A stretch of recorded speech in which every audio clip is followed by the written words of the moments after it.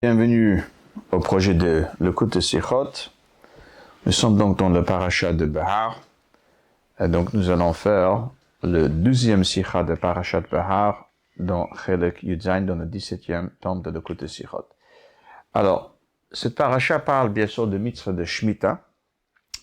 Il y a plusieurs domaines dans le mitzvah de Shemitah. Il y a ce qu'on appelle le Shmitat Karka, c'est-à-dire le repos de la terre.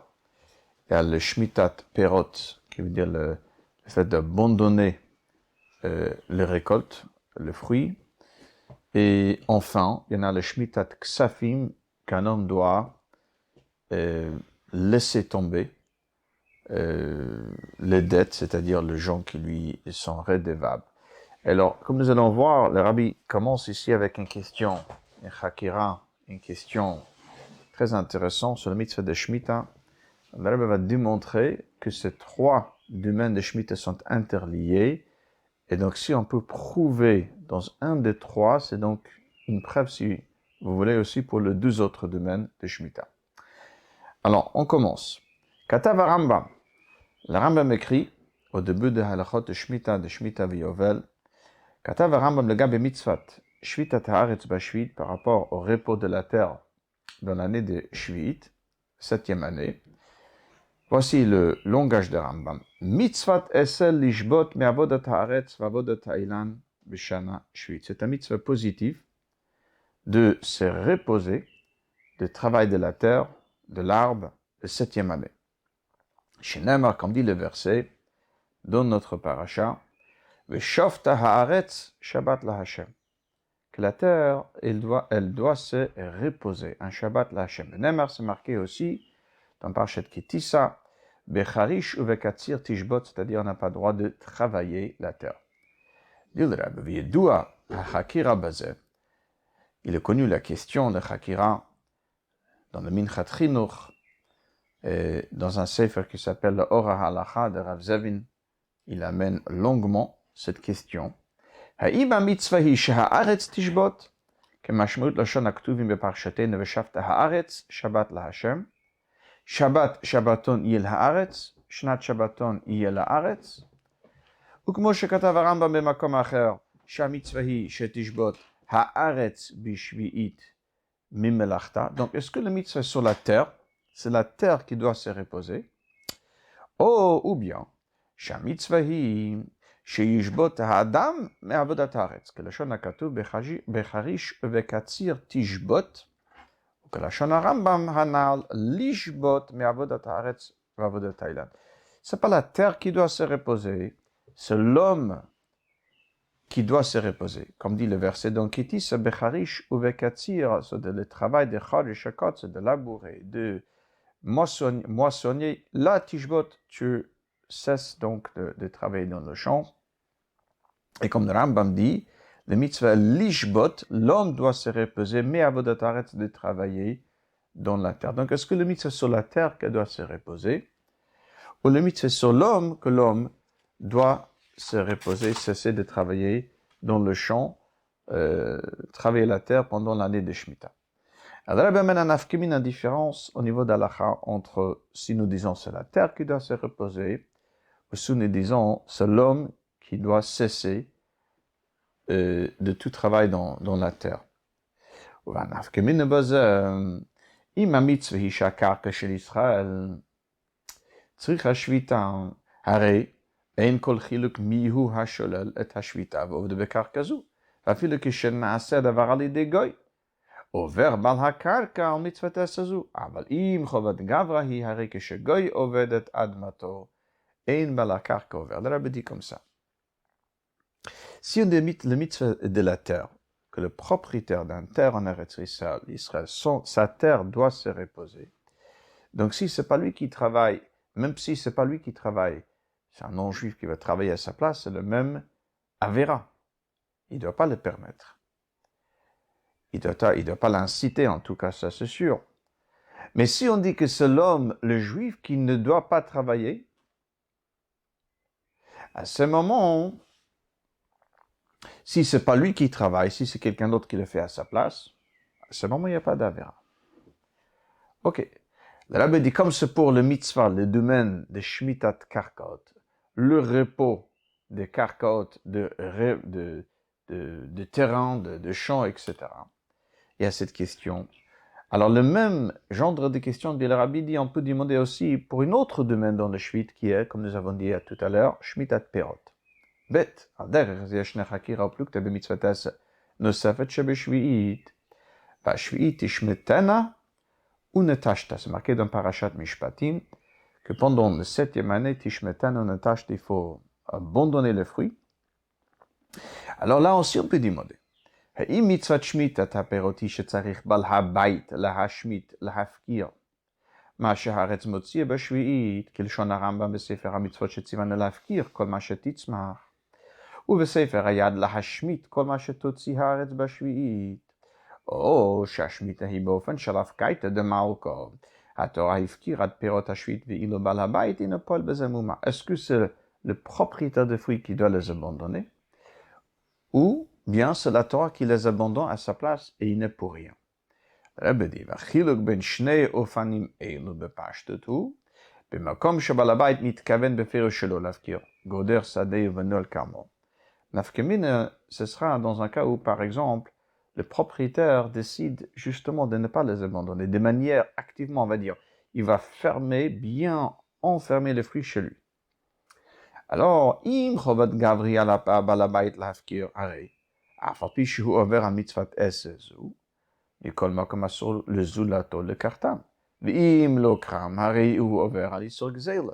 Si on dit que c'est un mitzvah, une obligation, que le propriétaire des fruits les abandonne, donc même si ici, il est en toute évidence en train de transgresser sur cette mitzvah, mais si jamais il les enferme, ça lui appartient toujours ces fruits. Et donc, il est certainement interdit à quelqu'un d'autre de les approprier. Ce sera l'issur, l'interdit d'exéla, de vol. Parce que le fruit lui appartient à lui, tant qu'il les a pas abandonnés. Aval me'im afkaite de malkehi, efshar litol et aperot. Veliskot behem, afil bal korchem shel bailim. Si on dit c'est la Torah qui les abandonne, donc on peut le prendre même contre le gré de propriétaire, car les fruits de toute façon ne sont plus à lui, c'est la Torah qui les a abandonnés. Le Rebbe amène ici encore un afkemine par rapport au Maasrot.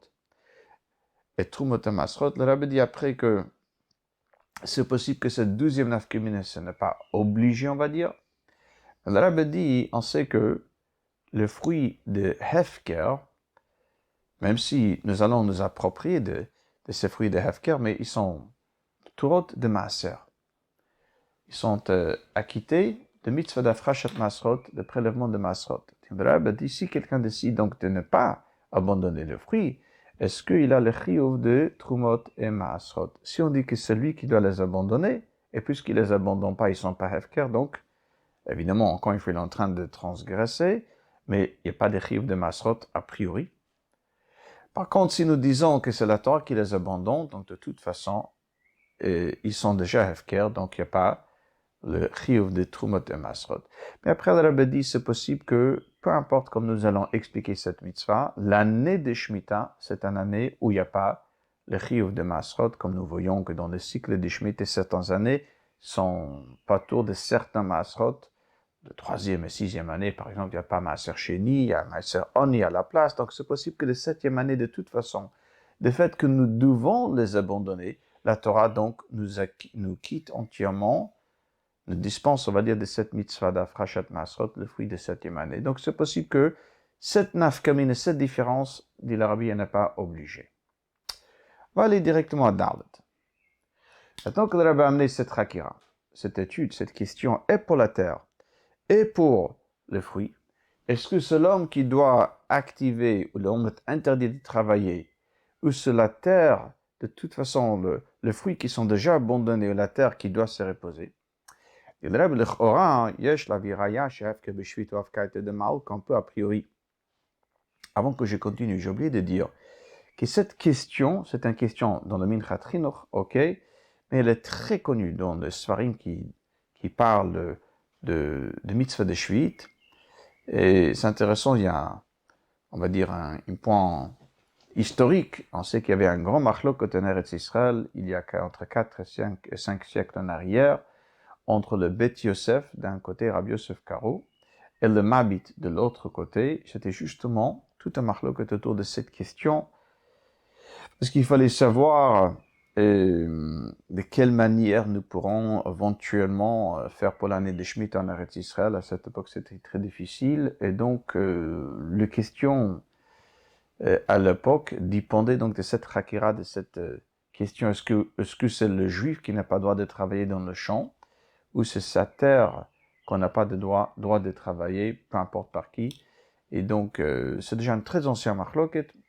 Et ce qui est intéressant que le Rabbe le fait est pour Karkaot et aussi pour Perot, pour le fruit. Maintenant, le Rabbe dit comme ça. Encore une fois, Dalet. Lichora yesh lahaviraya, a priori, on peut amener des preuves chez Hefker beshvit, ou afkaite de Malko. Que le Hefker, dans l'année de Shvit, afkaite de Malko, c'est le roi, c'est la Torah, qui le rend Hefker. Milachon midrash, à la pasuk. Gibore koach, ose devaro, lishmoa bekol devaro. Un pasuk dans Tehillim, se marqué Gibore koach, ose devaro, ce qui accomplit sa parole, lishmoa bekol devaro, ce qui écoute dans la voix de sa parole. On parle de Gibore koach, le homme fort qui accomplit la parole d'Akadosh Baruch Hu, qui écoute sa voix. Alors, dit le Madrash, c'est qui c'est Gibor Koach, ces hommes forts? Alors, et le Shomrei Shvit, c'est ceux qui respectent le mitzvah de Shemitah, la 7e année. Et bien là, Manik Rashman Gibor Koach. Pourquoi il s'appelle des Gibor Koach, de forts? Parce que Roesh Esadei ou Mufkaret, Ve'ilanotav Mufkarim, Vahasiagim Mufratzim, il voit son champ qui est abandonné, Mufkaret qui est abandonné. Il voit ses arbres, c'est-à-dire les fruits, qui sont abandonnés. Il voit les serrures qui sont cassées, on va dire, qui sont brisées. Vero perotav ne'achalim, il voit comment ces fruits sont mangés par d'autres. Le kovesh et titzro, il se retient son yitzhara ve'ino medaber, il ne dit rien. Alors, on dit le rabbi, mais aloshen, roes shesadei mufkaret, vilanotav mufkarim, mashma, le fait qu'il voit son champ qui est mufkar, qui est abandonné, on voit que ce n'est pas lui qui les a abandonnés. Il constate un état, l'état des choses. Il voit, il ne fait qu'observer quelque chose qui existe déjà. Mashma. Donc de cette lachon est sous-entendu shehi naasit hefker me'elaha. Hainu mitzad afkaite de malka. Velo alidei ma'isa hefker sholi. C'est quelque chose qui est déjà abandonné par la Torah. Ce n'est pas lui, par ses actions, qui va le rendre hefker. Alors dit le Rabbi, mais ok, c'est une preuve, mais quand même, c'est pas chef chez l'itro que le faresh, chez Midrash. C'est possible qu'on peut dire, le Midrash est en train de parler sur le fait que lui, il abandonne le fruit, donc il voit comment les fruits sont abandonnés. C'est-à-dire, c'est pas forcément que le Midrash est en train de définir la manière que les fruits sont abandonnés. C'est juste que concrètement, les fruits sont abandonnés par lui, ok, mais ils sont abandonnés parce que lui, il les a abandonnés, donc il n'y a pas vraiment une preuve que c'est afkaite de Malka. Ok. Maintenant, dans Hey, dit le rabbin, pas seulement qu'il n'y a pas de preuve que c'est la terre qui est abandonnée, mais on pourra peut-être même amener des preuves que c'est lui qui doit les abandonner. Oh. Mais les preuves, c'est pas des Shemitah de Perot, c'est pas de mitzvah d'abandonner le fruit, de la récolte, mais plutôt de troisième aspect. Le mitzvah de Shemitah, comme nous avons dit, il y a 3 aspects différents. Le troisième aspect, c'est le mitzvah de Shemitah Ksafim. V'yesh lomar, makor v'hochacha l'dei הסבר הזו, ששמיטת קרקעות אין הפקייתא דמלכו, כי אם חובת גברא, מזה שהוא כששמיטת קרקעות לשמיטת כספים. Une preuve que shmitat karka est la terre, et le fruit, c'est plutôt lui qui doit les activer, on va dire. C'est le troisième aspect qui est shmitat ksafim, le fait de laisser tomber, abandonner les dettes. Alors, c'est marqué dans la Torah, dans Parashat Re'ei, V'zeh dvar hashmita, shamot. C'est marqué là-bas, shamot kol bal mashe yado. Ok. C'est marqué 2 fois, shmita et shamot. Alors, le Gemara nous dit, bishtei shmitot akatuv medaber. Achat shmitat karka. Vachat shmitat ksafim. Bisman shatem meshamet karka chulu. Le Gemara nous dit les deux dépendent l'un de l'autre. Dans un moment, dans une période où s'applique la halachot de shmitat karka, que selon certains avis, c'est que lorsqu'il y a des yovel, lorsqu'il y a tous les juifs, au moins la majorité des peuples d'Israël qui habitent sur la terre d'Eretz Israël, donc lorsqu'il y a shmitat karka, à ce moment, il y a le mitzvah aussi de shmitat ksafim, nous devons abandonner nos dettes. Tandis que lorsque le shmitat karka n'est pas là, il n'y a plus le mitzvah de shmitat ksafim, non plus le shmitat de l'argent non plus. Ok. Donc maintenant que la Torah, on voit que la Torah compare ou rapproche le deux shmitot. Vezedvar hashmita shamot. Shmitat karka est lié avec shmitat ksafim. Qu'est-ce qu'on trouve pour le shmitat ksafim? Qu'il s'agit justement de quelque chose que l'homme il doit activer. Le gab shmitat ksafim ita b'mishnah. Mesirte Shvit, à propos de Shmitat Ksafim, c'est marqué dans le Mishnah, dans le traité de Shvit, à la fin, c'est marqué Hamachazir Chov Bashvit, Acherizman Hashmata. Yomarlo, Meshametani. Amarlo, Afalpiken, Ikabel Miman, Shenamer Veze, Dvar Hashmita. Si l'emprunteur, il vient voir le créancier, il lui dit, écoute, je te dois de l'argent, c'est déjà après que le Shmita est passé entre temps.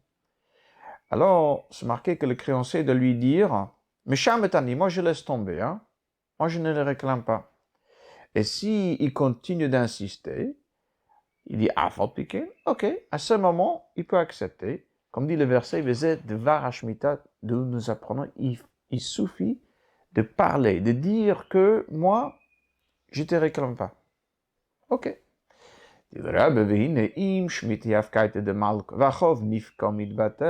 הרי לשון המשתמח זה חוב, משמת אני אינו מחובר. וכמו גם פירוש המפרשים באמירת הלא ואף על פי כן, שתוכנה שרצונו לפרוע את החוב. Si on dit que la Torah a déjà annulé ses dettes, alors on ne peut pas parler d'un chov.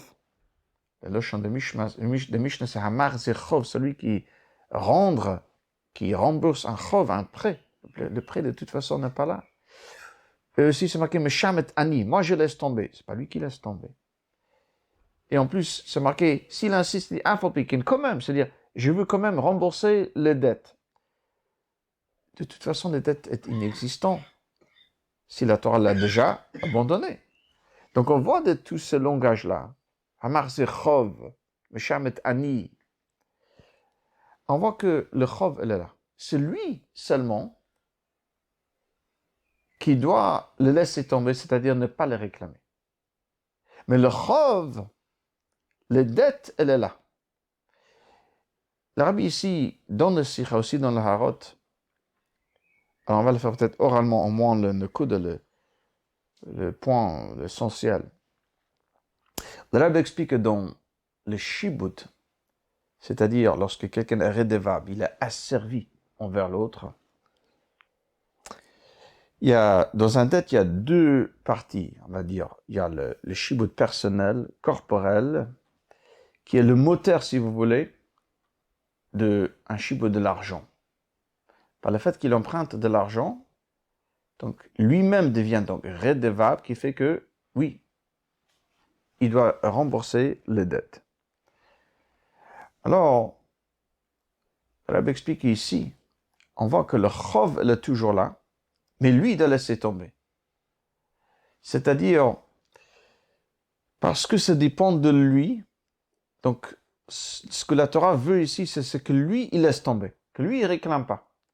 Shibuda Gouf, on va dire, est quelque part, ok, elle n'est pas là parce que si moi, je ne réclame plus, lui, il n'est plus redevable. Mais les dettes, Amar Zechov, le Shibud de Mamonout, cette dette, elle est toujours là. Si on avait dit que c'est la Torah qui vient la 7e année et qui annule entièrement les dettes, alors évidemment, on ne peut plus parler des dettes qui est toujours là, qui est toujours existant. De toute façon, la Torah l'a déjà annulé. Mais parce que c'est lui qui doit ne plus, on va dire, les réclamer, c'est lui qui doit cesser de réclamer les dettes. Donc, dit l'Arabie, ça veut dire que la dette est toujours en dette. Elle est toujours là. Sauf que lui, la personne, doit plus rembourser parce que parce que c'est le créancier qui cesse de lui réclamer les dettes. Donc, le redevable n'a plus le chiyuv peut-être de rembourser, mais les dettes, elle est toujours en dette. Voici ce que le Rabbi explique, très intéressant. En tout cas, de cette Mishnah, nous voyons que le mitzvah de shmitat ksafim, de laisser tomber les dettes, c'est pas que la Torah vient et qu'elle annule les dettes, c'est plutôt que le créancier doit se retenir, on va dire, de le réclamer. Et donc, les dettes sont toujours en dette, sauf que le créancier ne les réclame pas, qui fait que le redevable n'a plus un engagement, il n'est plus asservi, sa personne n'est plus asservie, bien que les dettes est toujours en dette. Alors, si pour le mitzvah de Shmitat Ksafim, c'est comme ça, et donc, comme nous avons dit, c'est trois domaines différents dans le mitzvah de Shemitah. Alors, le Rebbe dit, si c'est pour le mitzvah de Shemitah comme ça, donc on peut comprendre que c'est la même chose aussi pour le mitzvah de Shemitah Karka, pour la terre, et aussi pour le Shemitah Perot, car c'est finalement trois aspects de cette même mitzvah. Donc, on va reprendre à partir de Vav. Al-pi asbarana al-binya Shemitah Ksafim istaber. She'af Shemitah Karkot hi al derer zeh. Comme nous avons expliqué pour Shemitah Ksafim, que celui qui ne réclame plus, alors la même chose aussi pour la terre, c'est pas que la terre, elle doit se reposer, celui qui ne doit pas travailler la terre. Ki geder hashmita, b'shana hashvit, shabeh bekarkaot u'viksafim. B'frat shekatuv kololan, yachad b'pasuk, v'zed var hashmita, comme on voit dans le pasuk que la Torah les regroupe, v'zed var hashmita shamot, ça veut dire que shmitat ksafim et shmitat karkot sont regroupés, et donc on pourra donc déduire un de l'autre. Et donc, de même manière que pour Ksafim, c'est comme ça, qu'il doit laisser tomber, il doit dire que je laisse tomber. La même chose aussi pour le Karkot, c'est l'homme qui doit se refrain, on va dire, se retenir, s'abstenir de tout travail dans le Karka, dans le champ, mais c'est pas que la terre en soi doit se reposer. La même chose pour le fruit, c'est lui qui doit les abandonner plutôt qu'ils sont déjà abandonnés par la Torah. Avec ça, le Rabbi explique longuement, entre Zayn jusqu'au Yud, la suite de cette Mishnah, qui a deux autres cas qui suivent, et dans tous les trois cas, on dit, Roa Chachamim Nochemano, c'est-à-dire que c'est un comportement pour lequel les Chachamim sont, on va dire, heureux, lorsqu'on voit que celui qui insiste, il veut quand même rembourser, même s'il n'est pas obligé. Roi Chachamim Nochemano. Et ensuite, il y en a encore deux cas que Roi Chachamim Nochemano. Mais l'Arabe explique que ce n'est pas juste trois cas que les Chachamim sont contents. Si le Mishnah amène les deux cas qui suivent, c'est parce que aussi dans leur Torah, dans leur contenu, ils se ressemblent. Donc le Rabbi, d'après ce que nous avons expliqué, que le mitzvah de Shmitat Ksafim, c'est l'homme qui doit abandonner, bien que les dettes, elle est toujours là, on comprendra mieux les liens entre ces trois qui sont dans le Mishnah, mais c'est un peu long, et donc nous allons aller directement à Yud Aleph. Donc Yud Aleph. Binyananal, shel Shmitat Ksafim, atzinu davar v'yifucho dit le Rabbi. Sur le sujet de Shmitat Ksafim, nous trouvons une chose et ce contraire. Mechad gisan atochan shel Shmitat Ksafim hu shamot kol bal masheyado lo yigosh et reyeu shlila v'heder. D'un côté, Shemitah, c'est quoi? C'est heder, c'est shlila, c'est d'exclure, de ne pas réclamer. Va'af Shmitat karkot tochna hu al derech zeh v'shavta haaretz shabbat l'Hashem satra lo tizra v'karmecha lo tizmor et tzviach ketzirecha lo tiktzor v'et in v'nizerecha lo tivtzor shnat shabbaton yelaretz shelo te'aved haaretz av zeh inyan shel shlila. Même chose, il ne va pas travailler la terre, c'est encore une fois shlila, c'est négatif. Ne pas réclamer sa dette, ne pas travailler la terre. Mais de l'autre côté, l'idor. Shlila zu shebeshmita tzricha lavo liday bit באופן חיובי ובפעולה. היינו בדיבור. Cette même shlila, cette même, on va dire, le fait d'exclure, doit s'exprimer de manière active, par la parole, Hamachazir chov bashvit yomarlo meshametani. Celui qui rembourse un chov dans la 7e année, yomarlo doit lui dire meshametani. Chez Neymar, comme dit le verset, veze dvar hashmita. Ou le kamedeot, dit borze meshametani hu mitzvah medoraita, selon certains avis, cette parole-là, c'est même une Torah. Il faut dire meshametani. Comme dit le verset, veze dvar hashmita. Donc c'est pas juste technique, il faut le dire. Donc même si le mitzvah de ne pas réclamer, donc c'est passif on va dire, c'est heder, mais ça se transforme aussi dans un mitzvah actif, il faut dire. Dans le prochain paragraphe, l'explication selon la Chassidut, le Kabbalah, l'idée de 7e année, c'est le Sphira de Malchut, la tribu de Malchut qui est le 7e. Alors, chez Shne Inyanim Eiluba, ces deux Inyanim, on est passif d'un côté, le Heder, le nom, et on est actif de l'autre côté. Les deux existent aussi dans la Sphira de Malchut. Yeshba Bitol Gabi à Sphirot Shalamayla, mais d'un côté c'est Malchut, c'est Bitol par rapport aux sphères de plus haut. C'est-à-dire tout ce qui transmet le Malchut, c'est pas à elle, dans le langage de Kabbalah, c'est Letla Migarma Kulum, que la lune, elle n'a rien d'elle. C'est-à-dire que si la lune, la lumière qu'elle rejette n'est que la lumière qu'elle reçoit du soleil. Elle n'a rien d'elle-même. Donc elle est entièrement battelle. Mais en même temps, c'est Usfirata Malchuti Olam Hadibo. La tribu de Malchut aussi, le parole. Malchut paix, comme c'est marqué dans le Pater Eliyahu, dans cette partie de Zohar. Bidvar Melech Shilton, un roi, il règne par la parole, comme ça m'a développé longuement dans le mémoire de Chassidut sur le fait de Rosh Hashanah. Et donc, de Malchut d'un côté, c'est une non-existence. Elle ne rejette que la lumière qu'elle reçoit. Elle ne se passe à travers elle. De l'autre côté, c'est la parole. La création du monde qui est par la parole de Dieu, donc vient de Malchut, que c'est la parole de Kadosh Baruch Hu. La Sarah Mamarot, les 10 paroles avec lesquelles Kadosh Baruch Hu crée le monde. Bidvar Hashem Shemaim Naso, le ciel est créé par le Dvar Hashem, les paroles d'Hashem, etc. Donc, c'est Malchut.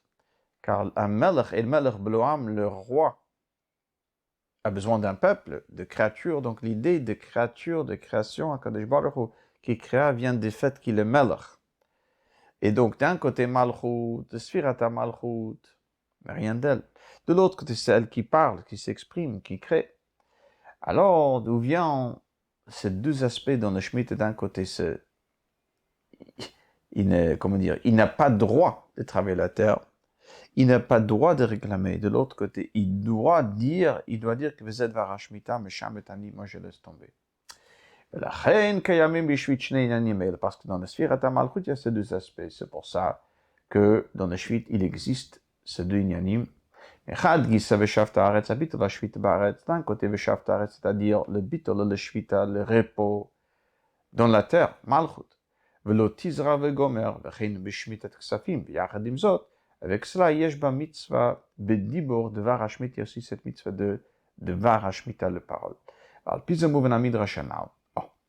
Avec ça, on comprendra, dit le Rabbi, le Medrash sur le pasuk de Tehillim Ose Devaro. Alors le Medrash nous dit, chez Shomrei Shvit Nikraim Beshem Ose Devaro, l'ishmoa bekol Devaro, le parole de HaKadosh Baruch Hu. ולא כלושן הרגיל בכגון עושה מצוותיו, עושה חוקותיו, או כיוצא בזה, קניין השמיטה קשור במיוחד לדיבור. Dans le passage de Tehillim, on va aussi devaro, celui qui accomplit sa parole, bekol ishmoa, bekol, celui qui écoute le voix de sa parole. C'est pas marqué celui qui accomplit ses mitzvot, c'est marqué sa parole. וכמו שהכריח במדרשם, וכתוב זה כה בשומרי שביעית, נאמר כאן עושה דברו, ונאמר להלן, וזה דבר השמיטה. מה דבר שנאמר להלן בשומרי שביעית הכתוב מדבר? אף דבר האמור כאן בשומרי שביעית הכתוב מדבר. On voit que d'où est-ce que le Midrash dit, d'où est-ce qu'on sait que cette pasuk parle de ceux qui respectent Shemitah? Parce que c'est marqué Ose Devaro, et pour Shemitah c'est marqué Vezet Devar HaShemitah. Donc Devar c'est Shametani, c'est la parole. Ose Dvaro, ceci les paroles. ועל פי זה יומתת מה שהסיום והחותם של מסכת השביעית, הוא כל המקיים את דברו רוח חכמים נוכחים ממנו. C'est pour ça, dit le Rabbi, que toutes les traités de Shvit, elle se conclut par l'idée de kol ha-mekayim et dvaro, celui qui accomplit sa parole, roi chachamim nocheiman. Par l'imod ve'ha'esek behilchot Shvit, donc l'étude dans la halachot de Shvit, kol ha'osek betorat v'chulo kilo asa. Cette limud, cette étude, yimaheret bo hazman, elle va hâter le moment shebo ratzita Hashem artzacha. Va'asu et hashmitin Shabbat Shvit Yaakov, וגם השם ייתן הטוב וארצנו תתנבאו לה וישראל יהיו גיבורי כוח עושה דברו לשמו בכל דברו שומרי שביעית בקיימם את מצוות שביעית כפשוטה בארץ הקודש ומן התורה בקרוב ממש. Alors tout cela, lorsqu'on étudie, on développe la halachot de Shvit, elle va donc hâter le moment dont ratzita Hashem artzecha, c'est-à-dire la terre, elle va accomplir la volonté de Dieu. Et donc, ce sera la terre car Titinivoula veulent donner une bonne récolte. Mais de l'autre côté, les Bnei Israël, ils vont des Giborei Koach, ils vont être des Shomerei Shvit, ceux qui respectent le mitzvah de Shvit, en accomplissant le mitzvah de Shvit Kipshuta, dont Eretz HaKodesh, et selon la Torah, lorsque on sera tous réunis sur la terre d'Eretz Israël, le mitzvah de Shvit sera donc mis la Torah, non pas des Rabbanan, comme c'est à notre époque, selon la majorité des avis. Donc, tout cela, le corps mamash, כשהקדוש ברוך הוא יהיה מקיים דברו, דבר השם זה הקץ, lorsque הקדוש ברוך הוא, lui, va accomplir sa parole, qui est le ketz, la fin de Galout, והייתה להשם המלוכה, ce sera à Hashem le melucha, malchut, qui correspond à Shvit, 7e année, via et Mashiach tzidkenu, v'yolechenu comme mi et l'artien avec le venu de Mashiach, qui nous amènera très prochainement à notre terre, la terre d'Eretz Israël.